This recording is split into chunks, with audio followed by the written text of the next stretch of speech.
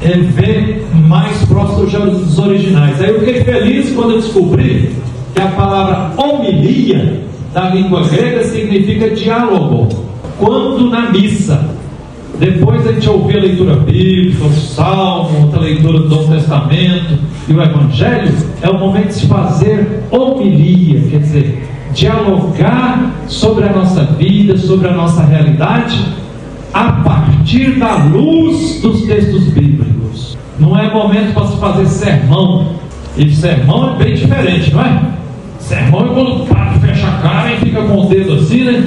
E começa a dar sabão em todo mundo, né? Você tem muito tempo que você não vem na igreja, e você não confessou, e você está errando, e você é divorciado, você é desquitado, você é mais solteiro, e fica puxando a orelha de todo mundo, não é? Isso é sermão. Isso não é certo não, isso é moralismo. Deus não gosta da gente ficar dando sabão nas pessoas. Deus não quer que a gente ficar na arquibancada e ficar julgando os outros. Ei, fulano, isso é coisa de fofoqueiro. Deus quer a gente em campo, é na vida, é convivendo, se relacionando, né? Sendo gente boa, gente justa, solidária, como nós ouvimos no Evangelho. Repetiu 3 vezes dizendo assim: olha, o meu mandamento, o que eu peço para vocês é: amem-se uns aos outros, como eu vos amei. E Jesus nos amou profundamente, não foi? Amou tanto que doou a vida dele por nós, não foi? Aliás, esse foi um dos motivos que eu acabei, Ricardo, entrando para o seminário, vivendo lá na roça camponesa, trabalhando no campo da enxada, sendo escravizado pelos latifundiários. Aí o padre ia lá só uma vez por semestre celebrar a missa. Aí uma vez o padre ensinou um canto, foi a primeira música que eu aprendi de música religiosa e me chamou a atenção. E a música dizia assim: eu vou começar e quem souber canta comigo. Não sei se Moçambique canta, é mais ou menos assim, ó: prova de amor maior não há que doar a vida pelo irmão. De novo: prova de amor maior não há que doar a vida pelo irmão. Não é bonito? Que maravilha! Essa foi a primeira música religiosa que eu ouvi, que eu aprendi. Eu ainda era criança, igual as crianças que estão participando do Moçambique aqui, né? Eu falei: que maravilha!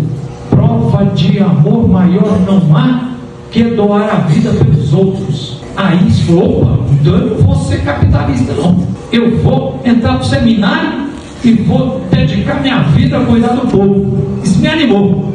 E Jesus falando hoje 3 vezes: amai-vos uns aos outros como eu vos amei. Jesus amou tanto que doou a vida. Então a gente tem que ser como nascente de água. O Papa Francisco, meu irmão me lembrou ali, o Papa Francisco: veja, as nascentes não seguram a água para si. A nascente fica sempre jorrando água e doando água para alimentar outros, não é assim? As plantas sempre têm a sombra, mas ela está preocupada e gerando sombra para os outros, não é? As árvores ficam no sol e ela cria sombra para os outros, não é assim? Então a beleza da vida não é apenas viver, mas é conviver. E conviver sem instrumento de fraternidade, de alegria, de bondade, de generosidade, de alegria, de solidariedade. Não é bonito?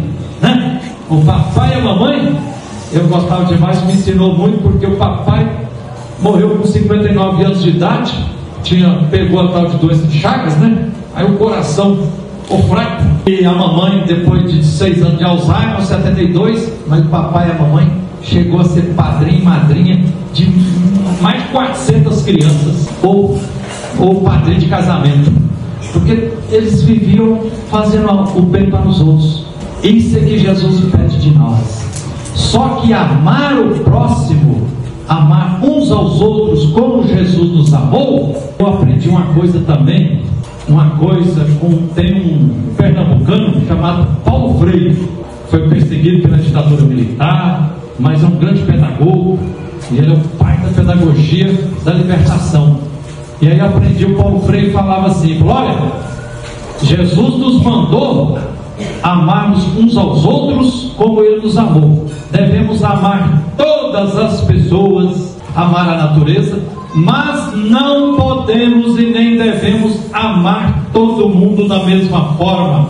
Diz Paulo Freire: devemos amar os pobres, os injustiçados, os violentados, os perseguidos, os excluídos. Como? Abraçando-os, nos tornando solidários a eles e elas, abraçando-os e junto com eles e elas, a partir deles e delas, fazer as lutas necessárias para superar as opressões e as explorações, lutando pelos direitos dessas pessoas. E continua Paulo Freire dizendo assim: e devemos amar os opressores e os exploradores de outro jeito. Como? Dizia Paulo Freire: fazendo o possível e o impossível para retirar das mãos deles as armas de opressão.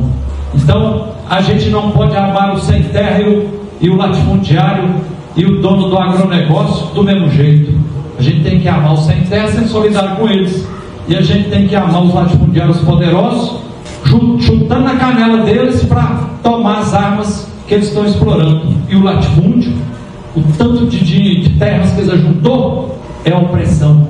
Eu aprendi com o povo sem terra que nas ondas da evolução, quando Deus criou a terra, Deus não criou cerca, Deus não passou escritura de terra para ninguém, Deus não passou registro de terra para ninguém.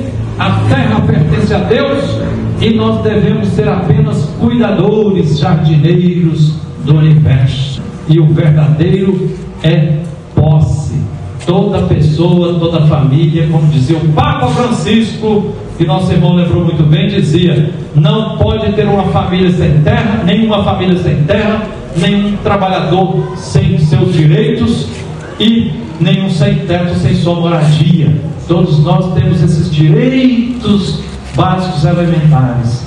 Então, amar uns aos outros como Jesus amou significa, por um lado, a gente tem que ser solidário, compassivo, misericordioso com quem está injustiçado. Por outro lado, a gente precisa estar junto, lutando para a gente construir uma sociedade de fato com justiça agrária, com justiça urbana, com justiça ambiental, com direitos humanos fundamentais respeitados, né? Sabemos que no Brasil, como teve uma escravidão muito cruel e ainda continua muita gente vivendo na prática sistemas, relações sociais de escravidão, tem um racismo não declarado no Brasil. Às vezes eu pergunto assim para as pessoas negras, falei: quantas vezes você já se sentiu discriminado? É muito difícil um negro não ser discriminado, muitas vezes. Eu trabalhei 12 anos na Igreja do Carmo, ali no Carmo Sion, na zona sul de Belo Horizonte.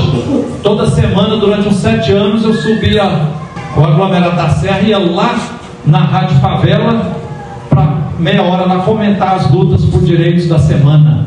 Toda vez quando eu saía ali perto do hospital evangélico, subindo a favela da Serra lá, estava a polícia com vários jovens, e eles na parede lá, e a polícia chutando na canela deles, todos negros.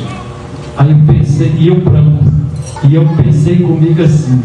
Aí eu já perguntei para ela: quantas vezes que a polícia chutou sua canela? Já te colocou no paredão? Ih, Frei Gilmando, isso é várias vezes por semana.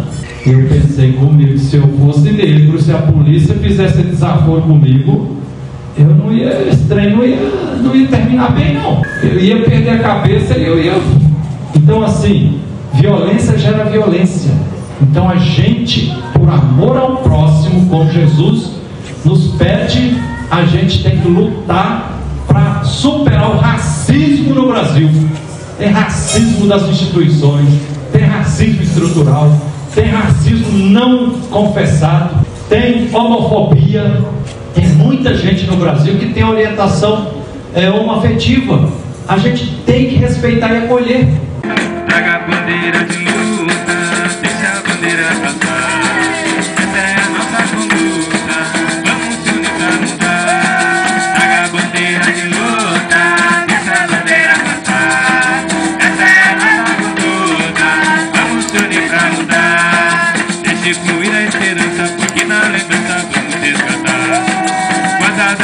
memória, nossa história vai continuar. Traga a bandeira de luta, deixa a bandeira passar. Essa é a nossa conduta, vamos se unir pra mudar. Traga a bandeira de luta, deixa a bandeira passar. Essa é